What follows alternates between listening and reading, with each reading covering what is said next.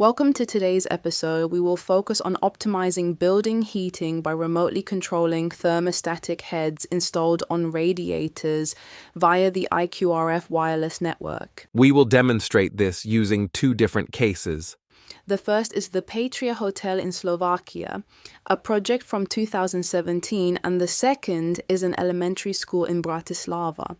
We will draw on case studies by Austyn International, published on the IQRF Alliance website. The first case is the 4-star Patria Hotel in Slovakia. What was the original problem with the heating there? They had old thermostatic heads. Either the guests set the temperature themselves, which often led to overheating and unnecessary ventilation, or the staff had to adjust it depending on whether the room was occupied or not. The original system was simply quite inefficient. That sounds like the ideal situation for deploying some smart technology, right? So what solution did Austyn International use there? They replaced the old heads with digital radio heads with IQRF technology. These thermostatic heads communicate wirelessly at a frequency of 868 MHz and are battery powered. So the big advantage was that no construction work was needed at all. And how is the temperature in the rooms set? The key was that they connected the system directly to the hotel reservation system. This means that the system itself knew when the guest would arrive and when they would leave, and adjusted the heating in the room accordingly. The thermostat switched to a comfortable temperature when the guest checked in at the reception desk, and conversely to economy mode when the guest checked out and signed out at the reception desk. Clever. The hotel installed an IoT gateway on each floor, which communicates wirelessly with thermostatic heads on the floor, creating a local wireless network. And to prevent guests from tampering with it, the heads have protective covers that prevent manual changes. Of course, the staff could still adjust the temperature individually remotely when necessary. At the guest's request. And the result? I assume savings. Yes, the result was a significant reduction in heating costs. But something else quite interesting also came to light. Tell me more. It was found out how the guests behave. They often ventilate for long periods of time with the windows open, even when the system is heating at full capacity. This is, of course, a huge waste of energy. This is undesirable for several reasons. So as a next step, it was recommended to install open window detection so that the system knows when ventilation is taking place and stops heating during that time. Were there any other suggestions for improvement?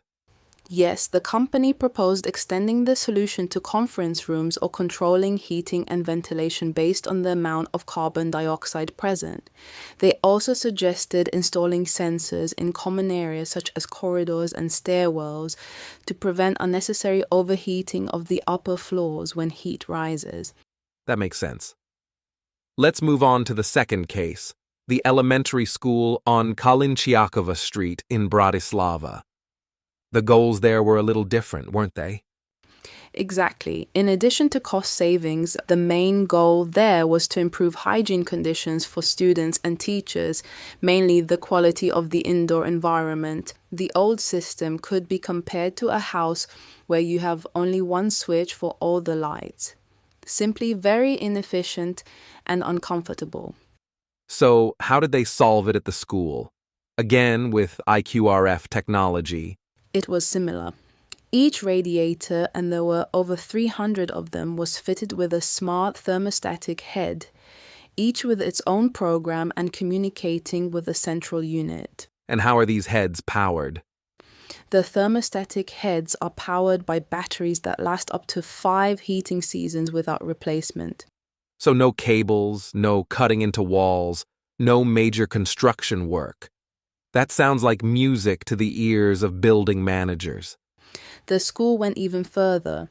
In addition to temperature, they also monitor carbon dioxide and humidity. When there is too much carbon dioxide in the classroom, the system automatically turns on the ventilation via the heat recovery unit that was already there. They didn't have to install anything new, they just connected it. That's great. It solves the problem of bad air in classrooms. Exactly.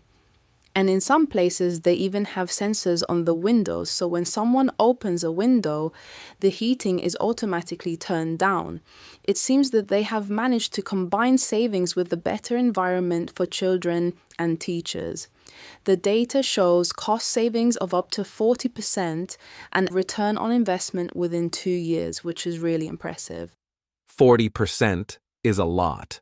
It is a lot, and most importantly, it has improved the air quality in classrooms. Where there was no automatic ventilation with heat recovery, the carbon dioxide sensor at least alerted teachers that they needed to ventilate manually.